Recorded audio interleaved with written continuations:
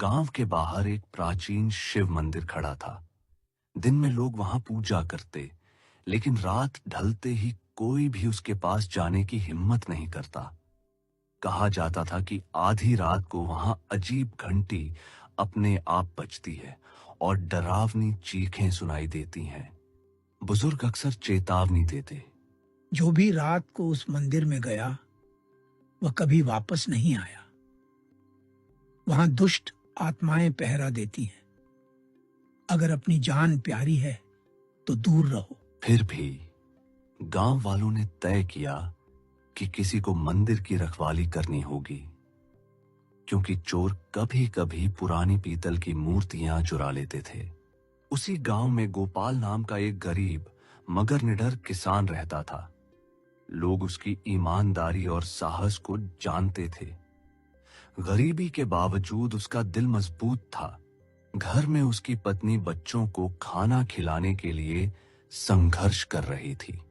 मीरा ने आह भरकर कहा, गोपाल, अनाज खत्म हो गया है। कल रात बच्चों को सिर्फ उबला पानी दिया, वे भूखे सो गए। गोपाल ने भारी मन से कहा, हाँ, मुझे पता है। इस बार फसल सूख गई और मजदूरी भी नहीं मिल रही, लेकिन मैं वादा करता हूँ बच्चों को भूखा नहीं रहने दूंगा। कल काम ढूंढूंगा।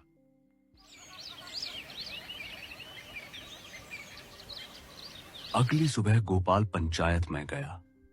गांव वाले बैठे चर्चा कर रहे थे। मुखिया ने कहा, हमें पुराने शिव मंदिर के लिए चौकीदार चाहिए, लेकिन सावधान, वहां भूत रहते हैं। जो रात में पहरा देगा अपनी जान जोखिम में डालेगा। गांव वाले डर से कांप उठे। कोई आगे नहीं आया, लेकिन गोपाल खड़ा हुआ। मैं मंदिर की रखवाली करूंगा। एक आदमी चिल्लाया, पागल हो गए हो गोपाल। कई लोग कोशिश कर चुके, कोई भी रात जिंदा नहीं बचा। गोपाल बोला, भूत मुझे डरा सकते हैं, मगर भूख ज्यादा डराती है। अगर यह काम मेरे बच्चों को रोटी दे सकता है तो मैं करूंगा। मुखिया ने गंभीरता से सिर हिलाया। ठीक है, आज रात से तुम चौकीदार हो। भगवान शिव तुम्हारी रक्षा करें। शाम को गोपाल ने मीरा से कहा, मुझे काम मिल गया है। मैं रात को मंदिर की चौकीदारी करूंगा। मीरा चौंक गई। वह शापित मंदिर, लोग कहते हैं वहां से कोई वापस नहीं आता। गोपाल ने जवाब दिया, डर से पेट नहीं भरता। चिंता मत करो, मैं सुबह लौट आऊंगा। मीरा की आंखों में आंसू भर आए। मैं तुम्हारे लिए प्रार्थना करूंगी। रात उतर आई। गांव में सन्नाटा छा गया। सिर्फ कुत्तों के भौंकने और झींगुर की आवाज सुनाई दे रही थी। गोपाल हाथ में लालटेन और डंडा लेकर मंदिर की ओर चला। रास्ते में बड़े बड़े पेड़ थे। उनकी टहनियां हवा में हिलकर डरावने साए बना रही थीं। एक उल्लू बोला और आवाज गूंज उठी। गोपाल ने दिल मजबूत किया। उसने खुद से कहा, डर एक माया है। मंदिर खंडहर जैसा था।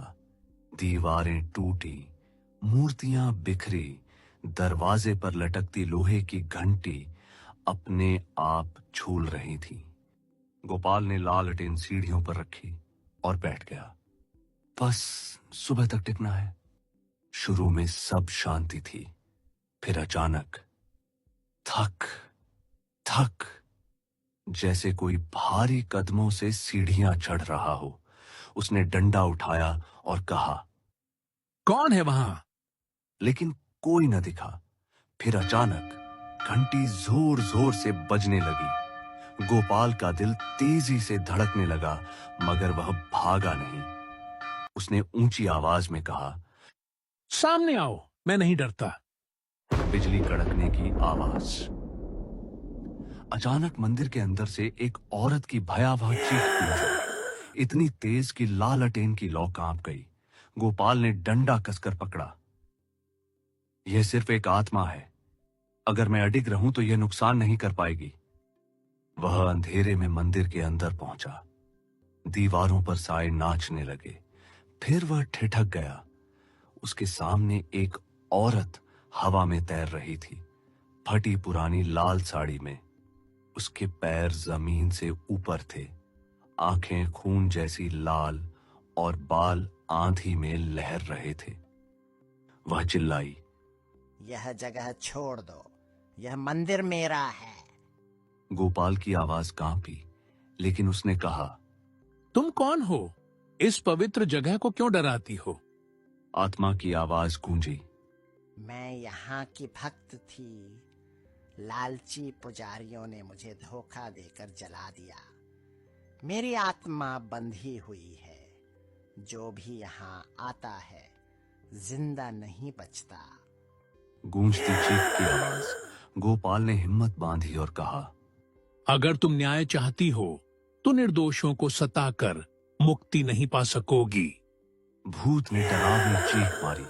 मंदिर कांप उठा, अंधेरा छा गया, लेकिन गोपाल ने लालटेन ऊंची उठाई, भगवान शिव का नाम लिया और कहा, मैं बुराई से नहीं डरता। अपना दुख दिखाओ, मैं सामना करूंगा। एक पल के लिए आत्मा का चेहरा नरम हुआ। उसने पिछली कोठरी की ओर इशारा किया। गोपाल ने पुराना दरवाजा खोला। अंदर राख थी, जली हुई चूड़ियां और एक जंग लगी पायल। दीवार पर खरोंचों से लिखा था, मुझे धोखा दिया गया। उसकी आंखों में आंसू भर आए। उसने पायल उठाई और आत्मा के पास गया। उसने पूछा, क्या यह तुम्हारी है? आत्मा करुण स्वर में बोली, हाँ, मुझे सोने के लालच में जलाया गया। मेरी आत्मा सत्य के लिए रो रही है। गोपाल ने पायल भगवान शिव की मूर्ति के सामने रखी और कहा, हे प्रभु, इस आत्मा को शांति दो और उसका दुख दूर करो। मंदिर प्रकाश से भर गया। आत्मा ने अंतिम बार चीख मारी, फिर धुएं में बदल गई। घंटी रुक गई। सन्नाटा छा गया। गोपाल घुटनों के बल गिर पड़ा, लेकिन जिंदा। सुबह गांव वाले मंदिर के सामने जमा हुए। सोच रहे थे कि वह मर चुका होगा, लेकिन गोपाल जिंदा बाहर निकला, हाथ में पायल लिए। भीड़ दंग रह गई। वह बच गया, गोपाल बोला। वहां कोई राक्षस नहीं था, सिर्फ एक आत्मा थी। अब वह मुक्त है। मुखिया ने कहा, तुम्हारे साहस ने मंदिर को पवित्र कर दिया। आज से कोई भी गांव वाला यहां डर कर नहीं जाएगा। गांव वाले खुशी से झूम उठे। गोपाल घर लौटा और मीरा से कहा, मैंने कहा था ना, मैं वापस आऊंगा। मीरा की आंखों से आंसू बह निकले। तुम सचमुच बहादुर हो गोपाल। आत्माएं भी तुम्हारे साहस के आगे झुक गईं। इस तरह वह शापित मंदिर फिर से पूजा की जगह बन गया, सिर्फ इसलिए कि एक गरीब चौकीदार ने डर के आगे हार नहीं मानी। क्योंकि असली बहादुरी यह नहीं कि डर न हो, बल्कि यह है कि डर के बावजूद डटे रहो। अगर आपको हमारी कहानी पसंद आई हो तो कृपया हमारे चैनल को सब्सक्राइब करें। धन्यवाद।